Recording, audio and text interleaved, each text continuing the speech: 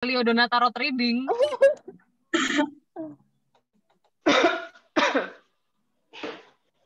Hai guys, kali ini bersama saya Elio Dona di channel kesayangan kamu, Light Givers. Dan masih dalam rangka tahun baru 2021, Light Givers bakalan interview beberapa reader kesayangan kita, yaitu ada Mbak Yunita, Mbak Anissa, dan juga Mbak Dani untuk ngebahas tentang tema 2021 ini. Hai guys, apa kabar semuanya? Baik. Hai. Mungkin kenalan satu-satu dulu ya, mulai dari Mbak Yunita. Halo Mbak Yunita, apa kabar? Halo, baik. Oke, untuk Mbak Yunita kali ini mau ngebahas tentang apa nih Mbak? Aku mungkin secara umum ya. Oke. Kalau Mbak Yunita ini spesialisasi di Vedic astrologi ya. Jadi Vedic astrologi itu adalah astrologi dari sisi Eastern ya Mbak ya? Iya, Indian. Oke, terus habis itu juga ada Mbak Anissa. Hai Mbak Anissa. Hai, apa kabar Mbak? Baik, Alhamdulillah. Kalau Mbak Anissa ini nanti akan ngebahas dari sisi mana nih Mbak? Dari segi Western astrology tapi lebih ke tradisionalnya. Oh gitu, jadi Western astrologi tapi tradisional ya. Ternyata kalau astrologi banyak banget jenisnya ya. Jadi nggak cuman yang jenisnya cuma satu doang gitu. Dan terakhir ada Mbak Dani. Halo Mbak Dani. Hai. Kalau Mbak Dani hari ini mau ngebahas dari sisi apa nih Mbak? Tarot aja kali ya. Karena kan sudah astrologinya udah lengkap nih. Oke, jadi langsung aja ya, karena keterbatasan durasi. Jadi di sini aku mau tanya dulu nih. Jadi kalau dari masing-masing tuh, jadi tema besarnya tuh apa sih di 2021 ini? Apakah akan ada kejutan lagi dari semesta? Mungkin dari Mbak Yunita dulu kali ya. Kalau di 2021 temanya apa nih Mbak? Kalau dari Western, dari Vedic ya, dari Vedic astrologi ya. Kalau yang aku lihat lebih ke arahnya hot and spicy ya, hot and spicy. Dan banyak unexpected events. Unexpected events itu bisa macam-macam kan ya. Bisa ada perubahan secara teknologi, bisa ada bahkan yang paling worst itu adalah mungkin bencana alam atau war. Karena dilihat dari Mars in Aries sekarang yang kenjang sama Uranus. Dan setelah Mars pindah pun dia akan kenjangnya sama Rahu. Gitu loh. Konjang sama Rahu which is benar-benar dua malefic planets, dan kita juga tahu kalau Rahu itu kan kita bicara nodes of the moon, yang mana kita bicara karmic cycle. So ini akan ada sebuah siklus karmik itu yang mana ya untuk menyelesaikan istilahnya apa yang memang belum terbuka gitu loh. Dan banyak banget astrologer yang ngomong kalau bakal ada truth revealed lah segala macam seperti itu. Dan kalau aku lihat kemungkinan besarnya di tahun ini bisa terjadi gitu. Tapi sebelum itu terjadi bakal banyak konfliknya dulu gitu. Sampai akhirnya kebenaran itu terungkap gitu. Karena dari Mars yang sekarang kenjang sama Uranus dan akan kenjang sama Rahu. Jadi mainnya tuh di situ sebenarnya. Lebih ke situ. Jadi ini udah mulai nelen ludah dulu ya. Jadi oke, paham. Jadi emang at least harus ada persiapan. Tapi untuk ngomongin persiapan tuh ntar dulu kali ya. Ada tema lainnya nggak Mbak yang kira-kira kayak benar-benar terlihat?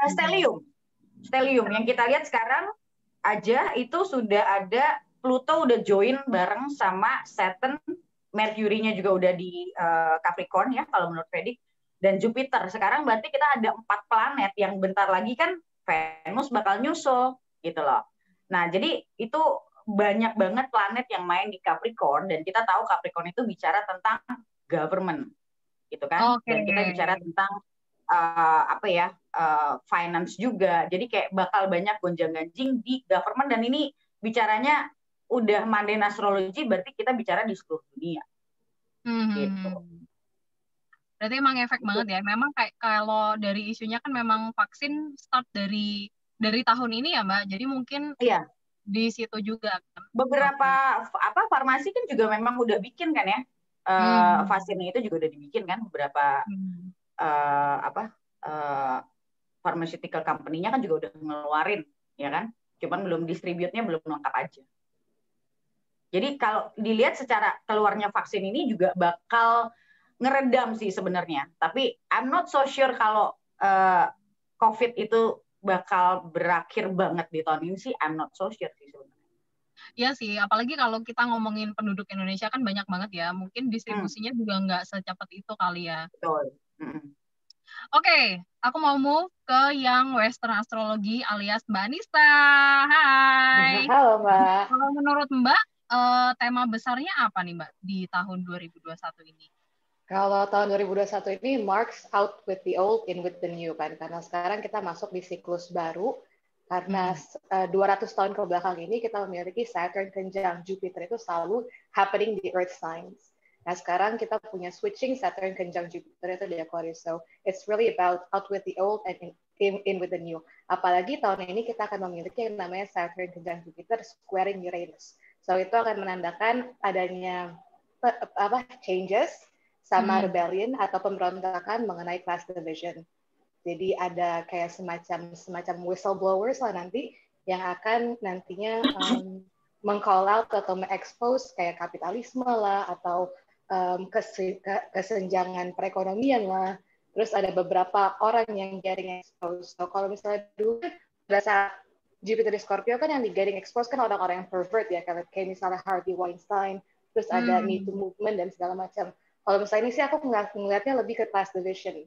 Jadi mungkin kita bakalan punya ada another case of Wells Fargo dan lain sebagainya. Cuman nanti akan banyak sekali whistleblowers yang akan mengekspos kapitalisme yang berhubungan dengan class division. Terus ada juga karena Saturn itu kan ada di Aquarius, jadi berarti akan adanya rise of liberal movement. Jadi kayak misalnya Demokrat dan orang-orang yang menganut prinsip liberal itu akan lebih bisa didengar suaranya dan pemerintahan akan lebih mengakomodir mereka dengan mempassing bills atau legals atau hukum atau pasal-pasal yang bisa membantu mereka. Ini bisa ditandakan lewat Argentina yang barusan aja melegalisasi adanya aborsi. Jadi mungkin nanti LGBTQ movement bakalan lebih naik, terus misalnya pro-choice juga akan lebih naik, kayak gitu-gitu. Dan konspirasi tentang vaksin juga bakalan naik sih. Hampir sama ya kalau untuk bacaannya ya sebenarnya ya, walaupun menurut aku ada aspek yang berbeda gitu loh. Oke. Karena sebenarnya kan kalau misalnya pun di Vedic atau di Western aspeknya kan selalu sama. Oke. Kalau dari tarot nih gimana nih Mbak Dani? Sebenarnya mirip sih, karena kan aku sedang bikin annual gitu kan, annual forecast untuk beberapa orang. Dan itu tuh sebenarnya mirip tahun ini, hampir semuanya itu punya tema kehidupan adalah reformasi diri. Reformasi diri ya? Iya, semacam ada transformasi lah. Ada sesuatu sistemnya mereka yang harus diubah gitu loh. Dan kebanyakan memang di sistemnya itu berubahnya justru di aspek komunikasi atau komunitas. Jadi ketika komunikasi mereka jelek, itu komunitasnya akan berubah. Gitu. Terus kalau ngomongin soal kemudian finansial, beberapa bulan tertentu itu memang kelihatan gitu loh, oh di bulan ini tuh finansialnya hampir semuanya tuh jelek gitu loh. Kayak ada polanya ya? Ada polanya. Terus di bulan selanjutnya ini bagus, terus di bulan yang ini tuh akan jelek lagi gitu. Kalau kita ngomongin keuangan tuh aku agak insecure gitu ya. Sama. Terus kayak apa namanya, orang yang mengawali tahunnya dengan merasa dirinya itu sangat secure, itu tuh bakalan habis-habisan gitu loh, karena mereka kan merasa udah secure nih, awak mau berubah nih, nah itu kayak udahlah habis-habisan lah di tahun ini gitu. Tapi ketika orang ini dari awalnya tuh udah kayak, aduh kok jelek ya, aku harus berubah, itu justru malah di tahun ini tuh kelihatan, oh ini ada perubahannya, walaupun tetap di bulan tertentu tetap akan ada turunnya gitu. Dan selalu tuh kayak nasihat finansialnya tuh kayak yang main aman, terus kalau mau investasi ke sesuatu yang tradisional, selalu seperti itu bacaannya tuh. Oke. Berarti sebenarnya gini ya, kalau dari Mbak Dani aku menyimpulkannya adalah selalu terbuka dengan perubahan, Iya. tapi juga apa sih? Jangan jangan semangat dan tetap putus asa. Jangan tetap. Jadi intinya selalu terbuka dengan perubahan, jangan terlalu ngerasa secure karena semua tuh bisa berubah ya gitu Iya, ya. kayak unpredictable lah. Seperti Aquarius. Oke, jadi selanjutnya nih ya, ini yang mungkin ditunggu-tunggu sama pemirsa Light Givers kalian. Jadi gini, kalau dari sisi Western, Vedic dulu kali ya Mbak Yunita ya, kira-kira apa ada nggak sih zodiak yang beruntung dan ada nggak sih zodiak yang harus waspada gitu dari Mbak Yunita mungkin? Sebenarnya kalau beruntung banget sih enggak ya kalau aku lihat ya. Jadi masing-masing punya plus minus juga. Kita harus kuat guys, kita harus kuat ya dan tetap semangat. Iya. Ini ujian. Karena kalau kita ngelihat dari misalnya orang yang punya ascendant di Aries, dia punya Rahu di Taurus, berarti dia main di second house-nya dia kan ya. Itu bakal banyak banget opportunity concerning the financial gain gitu sebenarnya. Tapi Ketunya itu kan adanya di 8, which is dia harus put more extra care to their health kan. Gitu. Jadi tetap ada plus minusnya gitu loh. Jadi kalau untuk orang-orang Aries kan istilahnya dan ditambah lagi moksyanya itu terbuka karena Saturn itu third aspek ke dia punya 12 house.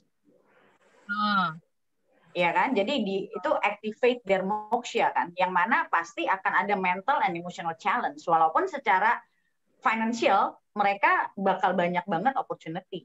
Gitu. Tapi di bidang yang lain ya challenge-nya lumayan. Gitu. Jadi kalau ditanya yang paling bagus, tanya I always in the middle sih. Kayaknya pasti akan ada aja gitu loh. Di satu sisi ini ya orang bagus, di satu sisi yang lain mungkin dia agak goyang. Biasanya sih begitu. Ya balik lagi aja, Rahu itu kan selalu aksis kan? Iya benar-benar. Kan? Iya. Gitu. Jadi ya kalau dibilang yang paling bagus sih nggak ada kali ya. Semuanya kayak balance ya. Memang kalau setahu sih emang di Vedic astrologi itu nggak bisa dibikin general ya. Iya benar. Oke, kalau dari Mbak Anissa nih, kira-kira ada nggak sih zodiak yang beruntung atau mesti waspada gitu?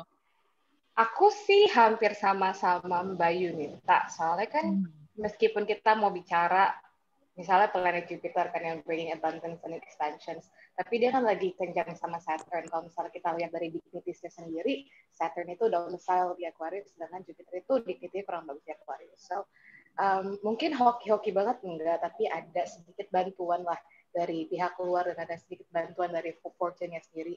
Itu mungkin orang-orang yang rising sign-nya Aquarius, atau punya personal planets di Aquarius, Sagittarius, Libra, Gemini, Aries. Kalau misalnya orang-orang yang punya personal planets di Leo, meskipun ada bantuan, tapi dia harus benar-benar melakukan hal-hal yang benar-benar opposite dari apa yang biasa dilakukan. Tapi itu kan itu terjadinya dari sekarang sampai Mei 13, terus nanti bakalan continue lagi dari Juli ke Desember 28 dari semua sign yang aku sebutkan tadi. Cuman kalau misalnya dari bulan Mei sampai bulan Juli 28 itu ada orang-orang Pisces, Capricorn, Taurus, Cancer, Scorpio, sama Virgo. Aku bilang sih lebih ke orang-orang ini yang bakal lebih beruntung, tapi meskipun time span-nya atau jeda waktunya benar-benar sangat singkat. Karena kan Jupiter bakalan pindah ke Pisces, yang which is nggak akan punya aspek ke Saturn sama sekali. Dan dia juga sextile ke Uranus.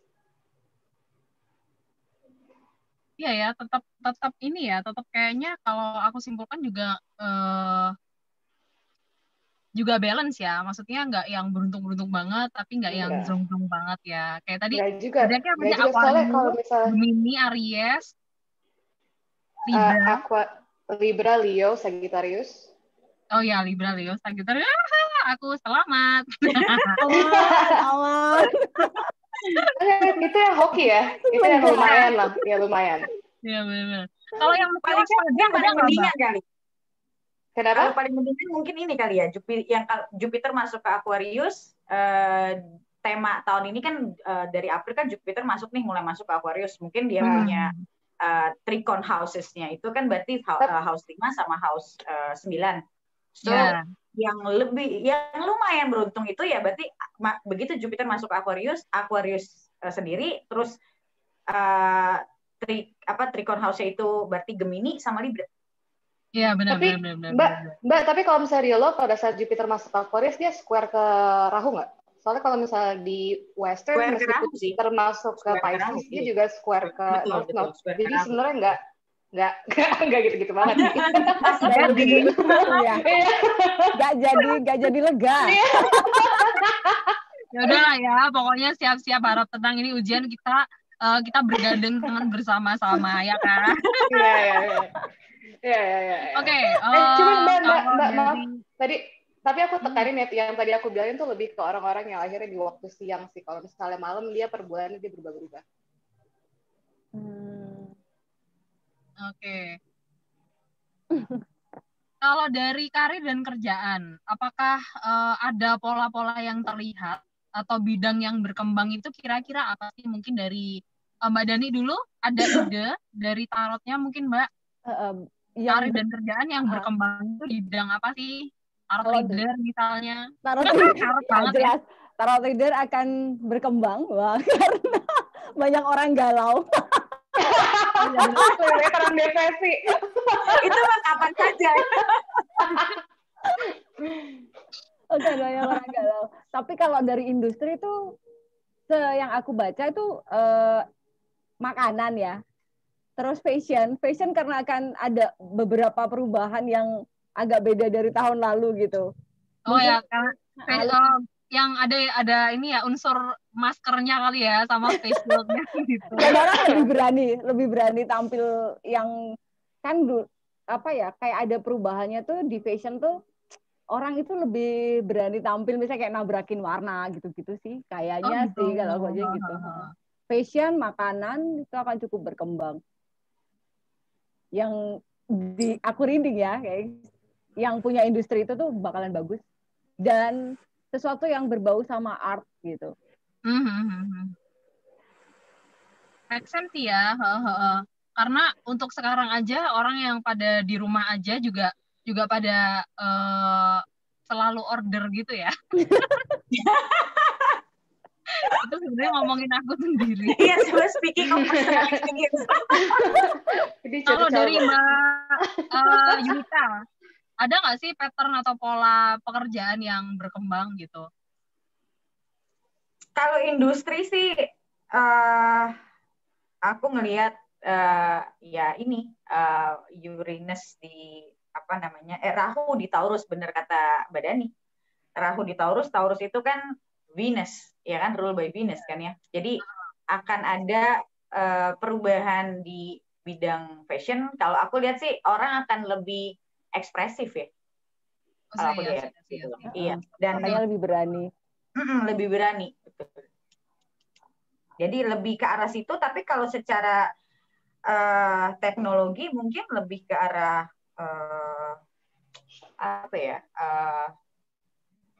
food teknologi. Sama juga kayak tadi Mbak Dani ngomong. Iya ya, hampir sama juga ya. Iya. Ada lagi Mbak? Gitu ya? So far sih kayaknya lebih ke situ ya. Sama kalau aku ngelihat kalau Jupiter pindah ke Aquarius itu juga bicara tentang teknologi telekomunikasi karena Uranusnya juga ada di Aries, Marsnya juga ada di Aries. Jadi kalau aku lihat lebih ke telekomunikasi juga sih. Entah mungkin akan mengeluarkan 5G di tahun ini, we don't know. Akan ada itu. Cuman kayaknya bakal ada sebelum itu sampai keluar kayaknya bakal ada masalah dulu sama sama masyarakat ya kayaknya. Banyak orang yang nggak terima juga gitu loh soal 5G ini sebenarnya. Sebenarnya kan udah mulai digaungkan juga kan soal 5G, Ya cuman benar, belum benar-benar. dan udah mulai banyak teori konspirasi juga Iya. ya sebenarnya ya. Iya, betul soal 5G ini ya. Jadi kayaknya bakal banyak apa namanya? Ya, mungkin perseteruan soal masalah teknologi ini sih aku lihat akan ada. Entah dia benar-benar akhirnya masuk ke 5G atau enggak, tapi bakal ada perseteruan soal itu sih kayaknya akan ada gitu loh sama pemerintah. Pasti. Oke. Kalau dari Mbak Anissa sendiri, kira-kira gimana Mbak untuk di Western? Ada pola-pola kerjaan tertentu nggak sih? Kayak yang berkembang apa? Yang berkembang palingan financial technology, terus digital money, terus habis itu fashion bener, tapi fashion yang benar-benar outside of the box. Terus ada juga tentang skincare, ada tentang fitness atau hal-hal yang membuat orang lebih bergerak. Terus kalau pada saat perpindahan dia ke Jupiter in Pisces, aku melihat nanti akan ada bisnis makanan yang booming dan juga akan bisnis minuman yang booming. I see. Dan Viagra juga sih, ya? kayaknya nah, bulan Mei sampai Juli. Yang aku amazed, walaupun kita lihat dari beberapa sudut pandang, tapi tuh kayak kesimpulannya tuh hampir sama gitu ya. Benar-benar. Oke, lainnya apa tuh Mbak? Udah sih aku itu aja kalau misalnya dari Western. Oh, sama komunikasi juga. Dia sama lagi kan? Jadi booming. Iya, benar sama lagi. Oke, untuk yang terakhir nih, aku mau ngebahas yang namanya relationship. Nah, kira-kira kalau dari masing-masing, kira-kira apa ya, kalau relationship polanya gimana sih? Mungkin dari Mbak Dani dulu ya. Ya, ini pertanyaan yang paling sering dibahas di tarot ya. Relationship. Iya kan, benar sih. Karena kenapa paling susah bahas relationship? Karena relationship itu kayak harus dari dua orang kan ya yang dilihat gitu loh. Mungkin tips-tipsnya aja kali ya untuk menghadapi relationship di 2021 ini. Karena kalau aku lihat sendiri tuh kayak udah mulai banyak orang stres ya. Iya. Dan pastinya berimpact gitu loh ke relationship-nya mereka gitu loh. Di awal tahun tuh banyak banget yang putus gak sih? Awal tahun ini. Apa tuh? 2020? Awal tahun 2021 ini kan banyak yang datang dengan putus gitu, aku putus cinta gitu. Kayaknya selalu adalah soal komunikasi, pasti gitu. Terus di bulan tertentu itu ada orang ketiga yang datang, hampir sama. Hampir semua sama gitu. Dan orang ketiga ini bukan orang baru, tapi lebih ke orang dari masa lalu yang datang gitu. Kayaknya karena pengaruh retrograde sesuatu gitu kan. Jadi ada orang lama yang datang, mantan datang terus putus. Di tahun ini tuh yang harus diwaspadai itu gitu. Kayak datangnya orang ketiga. Ya mungkin ya itu tadi. Fondasinya adalah di komunikasinya dulu dibagusin gitu. Iya benar-benar. Bahkan aku tahu pernah baca satu artikel gitu, di masa pandemik itu angka perceraian tuh meningkat gitu. Karena memang menurut aku sih banyak stres ya, orang stres karena ada hubungannya dengan pandemi ini, kerjaan dan lain-lain, jadinya ngefek ke hubungannya sama circle-nya dia. Gitu. Kalau tips dari Mbak Dani apa sih kalau untuk relationship ini? Kalau aku sih di tahun ini sebaiknya apapun yang dirasakan itu dikomunikasikan sama pasangan gitu loh. Karena kan tahun ini tuh kalau dari tadi aku bilang yang harus berubah adalah pola komunikasi gitu loh. Kalau dari tahun lalu pola komunikasinya buruk, tahun ini tuh pasti akan ada sesuatu, circle-mu tuh pasti akan berubah ketika pola komunikasimu buruk gitu. Entah kamu kehilangan circle-mu atau malah kamu yang meninggalkan circle-mu gitu. Jadi kalau tahun ini tetap harus komunikasinya dibagusin. Terus sudah tidak saatnya kamu tuh aku terus gitu loh. Lebih memikirkan dari sudut pandang orang lain sih gitu. Asik. Oke. Oke. Kalau dari Mbak Yunita nih, kalau dari Fedik gimana Mbak? Ada pola-pola tertentu yang kelihatan nggak untuk kalau aku lebih lihatnya dari Ketu. Ketu sekarang ada di Scorpio yang apa namanya? Kita bicara Scorpio, kita bicara 8th house ya. So it's like now the universe is asking you to look deeper into your psychology gitu loh. Jadi kalau aku lihat memang sekarang ini lebih ke arah kayak orang tuh dipaksa sebenarnya. Like it or not, orang tuh dipaksa untuk nyelam istilahnya tanya sama diri sendiri. Mungkin kalau kayak Mbak Dani lebih banyak orang yang putus dan banyak orang ketiga. Kalau yang datang ke gue malah beda.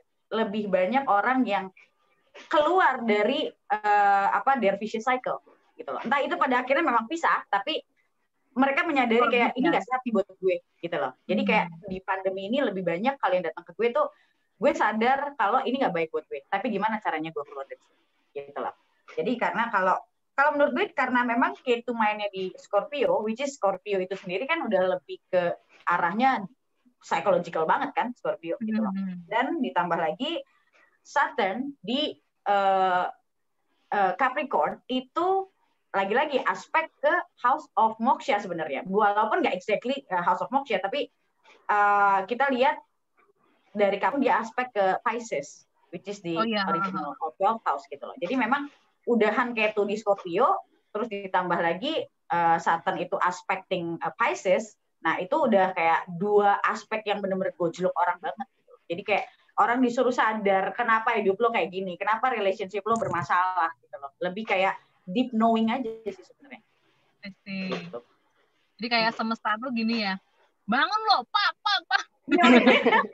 Kalau nggak dipaksa jalan kan? Sini lo semua. Gitu. Oke, kalau dari Mbak Risa nih, kira-kira pola apa sih kalau relationship di Western ini? Aku sih sebenarnya hampir mirip sama Mbak Yunita, itu lebih semuanya lebih ke look deep within you aja.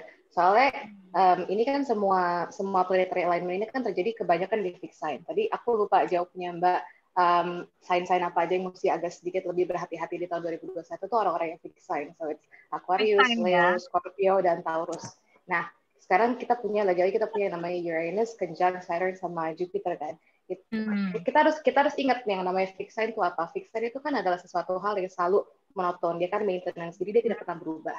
Nah, karena ini semua adalah social planet atau hal-hal planet-planet yang bukan personal buat kita, itu lebih menunjukkan bahwa sekarang ini manusia ini lebih tersadar, apalagi orang-orang Indonesia lebih tersadar bahwa biasanya ini gue hidup bukan buat gue, tapi gue hidup karena ekspektasi orang lain. Jadi makin banyak kayak perasaan namanya rebellion atau ingin memberontak karena kok gue nggak bahagia sama hidup gue sekarang karena selama ini gue hidup untuk orang lain bukannya mendengarkan ini gue sendiri. Nah jadi nanti itu bakalan ada sedikit yang namanya konflik antara apa yang mereka inginkan dengan apa yang orang lain ekspektasikan dari mereka. Dan harus berhati-hati juga di masa-masa di mana Mercury retrograde, karena itu banyak sekali miskomunikasi, apalagi Mercury retrograde di tahun ini semuanya ada di air signs, which is talks about communication all the time. Dan tadi Mbak Dani ngomongin tentang the comeback of Axis, itu aku melihat polanya bisa terjadi di bulan Desember ketika Venus itu mulai retrograde. Apa? Ya, Venus retrograde.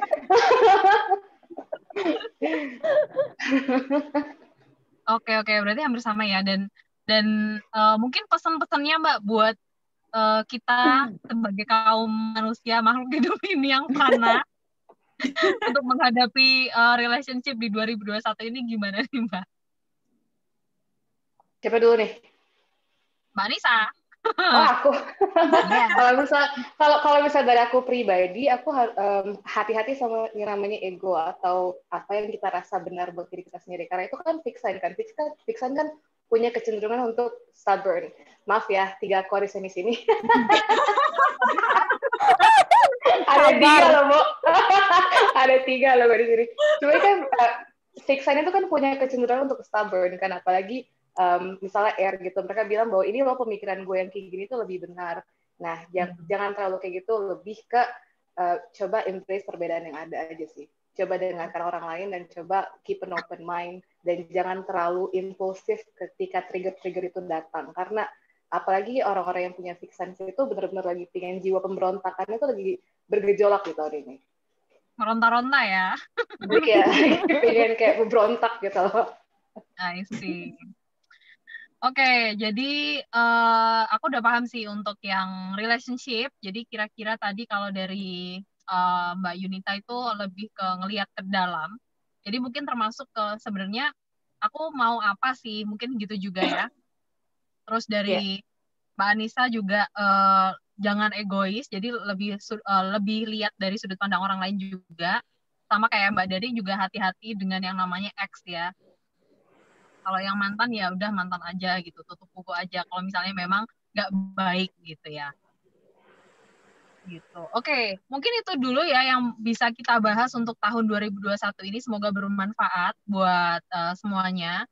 Tapi yang terakhir aku mau ini sih, mau nanyain ke masing-masing. Pesan-pesan apa sih yang bisa dipegang supaya kita tetap kuat dan semangat menghadapi 2021 ini? Mungkin dari Mbak Yunita dulu, Mbak. Tampar kita, Mbak. Tampar kita, tolong.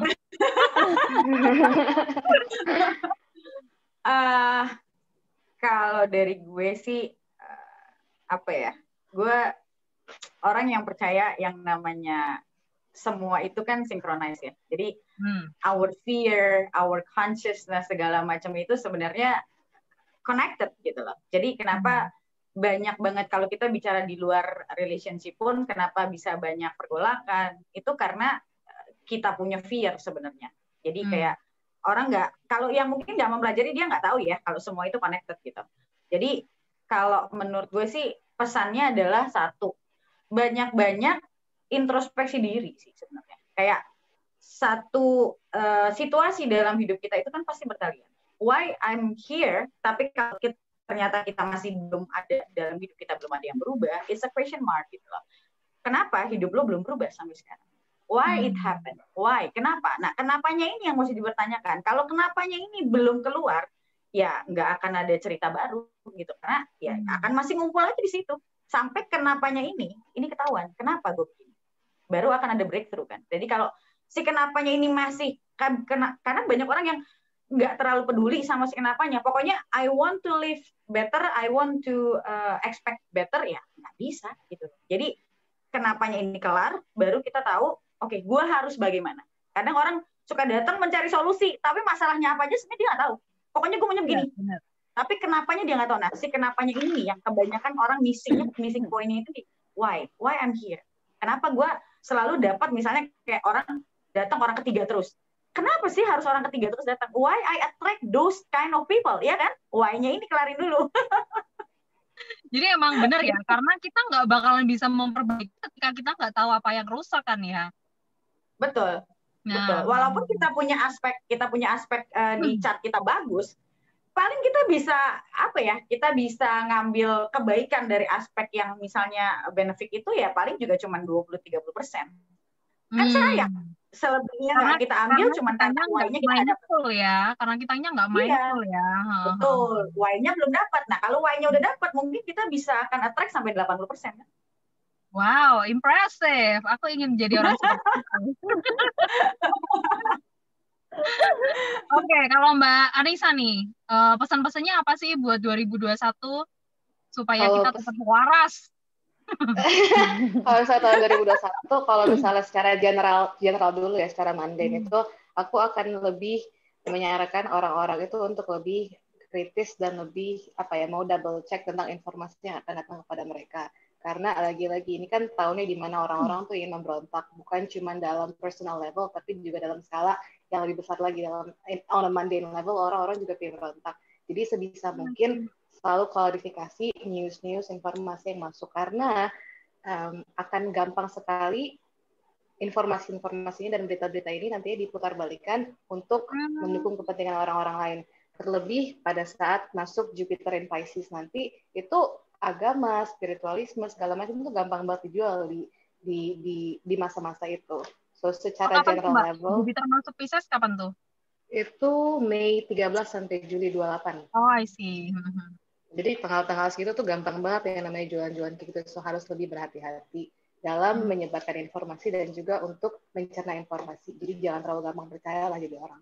Nah, kalau misal on a personal level, kalau menurut aku, karena ini kan lagi-lagi tema tahun ini kan adalah semuanya tentang pemberontakan. Tapi kan pemberontakan itu kan harus lebih pengen tahu apa sih sebenarnya dari diri gue, narasi apa dari diri gue yang mungkin terjadi pada saat gue masih kecil yang membentuk kehidupan gue yang sekarang. So, mengeliminasi pola-pola yang toxic in our lives by understanding ourselves. Oh, I see. Oke. Berarti emang benar-benar harus menelisik lagi sampai ke belakang-belakang ya, Mbak. Kira-kira ada nggak sih trauma-trauma dalam yang bikin kita tuh jadi seperti ini gitu? Iya, betul. Kenapa kita selalu di pola yang monoton seperti kayak gini tuh apa sih penyebabnya gitu? Iya, benar-benar. Aku tuh ini sih kayak sebenarnya kita ngobrol kayak gini tuh aku jadi kayak otakku tuh oh iya ya ternyata aku begitu gitu. Begitu gimana, Bu? Tapi mungkin aku jadi ini sih jadi kayak mengambil pelajarannya gini. Oke, berarti karena aku begitu kayaknya aku sama anak-anakku nanti nggak boleh begitu. Mungkin aku lebih ke situ juga sih dan lebih ke menanamkan awareness ke mereka juga gitu. Ya, tapi penting juga untuk reparenting diri kita sendiri. Misalnya kita nggak pernah punya sosok caregiver yang baik buat kita. Akhirnya kita menjadi caregiver itu untuk diri kita sendiri juga. Jangan lupain diri kita, jangan selalu hidup untuk orang lain, tapi jangan juga lupain diri kita gitu. Pasti benar. Makanya itu ada light givers ya. Yes. Yang kadang orang lupa tuh hidup itu tuh ada yang namanya relearn. So unlearn and relearn. Jadi banyak orang yang ngerasa kayak gue udah kayak gini gimana, then unlearn and relearn gitu loh. Itu yang kadang orang nggak ngerti kayak ya gue kan sudah terlahir seperti ini, gue tuh udah kayak gini gitu ya. Apa yang lo tahu itu nggak it doesn't serve you any longer, ya udah unlearn gitu. Unlearn and relearn, nah, sesuatu yang baru lagi. Itu kadang orang mungkin kayak mentok karena itu kan. Kebanyakan orang mentok tuh karena itu. Ya sih, Mbak. Sama satu lagi ngelihat juga kayak gitu karena aku pernah aku juga tertolong dengan astrologi itu gara-gara itu karena aku merasa kok aku orangnya kayak gini ya ternyata dengan aku lebih mindful itu bisa bukan merubah tapi kayak meminimalisir gitu loh. Menyadari tindakan lah ya. Iya benar. Gini nih gitu. Mbak Anissa ada tambahan lagi mungkin Mbak untuk yang satu lagi yang tahun 2021 pesan aku yang kedua adalah jangan terlalu menyalahkan keadaan. Soalnya kalau misalnya kita menyalahkan keadaan kita jadi victim playing kan. Sedangkan sekarang banyak banget social planets yang moving to Aquarius, which is the total opposite of Leo. So kita nggak fokus ke diri kita sendiri, tapi kita juga fokus ke keadaan kita gitu, ke lingkungan kita. And think outside of the box so that we don't tend to victim playing. Benar-benar sih, karena aku juga sempat dapat beberapa klien yang dia itu ya kayak gitu sih, nyalahin keadaan. Tapi aku selalu lebih ke kayak, oke, daripada nyalahin keadaan lebih baik gimana kita bertindak gitu aja kan ya. Oke, kalau dari Mbak Dani nih, gimana nih Mbak Dani? Karena aku bingung, akhirnya aku mengambil kartu oracle. Oke. Kalau dari oracle-nya ini kebetulan juga sama, dapatnya New Moon in Sagittarius. Oh, I see. Itu tuh kayak pesannya tuh ya sama kayak satu, jangan berpikir sempit, harus melihat dari berbagai sudut pandang. Terus kedua, berani untuk mencoba hal-hal baru yang selama ini kayak merasa aku tuh nggak bakalan bisa deh itu, tapi sekarang coba deh dipelajari, siapa tahu itu cuma ketakutanmu aja makanya kamu nggak bisa gitu. Terus yang ketiga itu adalah mensyukuri, tadi kayak Mbak Anissa bilang, mulai mensyukuri apa yang memang kamu punya gitu loh, jangan menginginkan apa yang orang lain punya, tapi coba deh dilihat kamu punya apa gitu yang bisa lebih kamu kembangkan di tahun ini gitu. I see. Third party situation ya, menginginkan yang orang lain punya.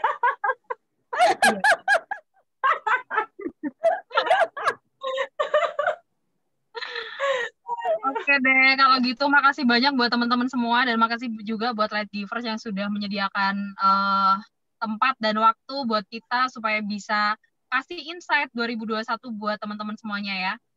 Oke, kita pamit dulu. Maafkan kalau ada salah-salah kata dan sampai ketemu lagi di talk show berikutnya. Dadah. Bye. Dadah. Bye. Jadi 50 menit loh, bukan 30 menit. Kita udah sejam lebih kali ya. Ya makanya 50 menit bukan 30 menit. Ya udah maafkan ya Mas Audi ya. Mas Audi Mas Audi masih ada nggak sih? Tuh ada. Udah ya. Oh. Nggak apa-apa ya Mas. Ya. Nanti diedit-edit aja. Seharusnya tadi aku kayak Mbak Dani yang ngambil kartu ya. Aku juga bingung loh tadi pesen-pesen apa. Nggak kepikiran, kamu jenius Mbak, beneran. Untung Kayak aku mana bingung. moderator. Maksudnya kamu jenius. Seharusnya gue ngambil kartu. Apa? Oke deh, ya udah aku live dulu ya.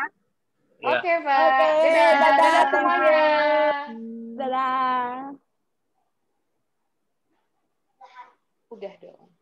Mana sih kok? Udah dimatiin. Wendy.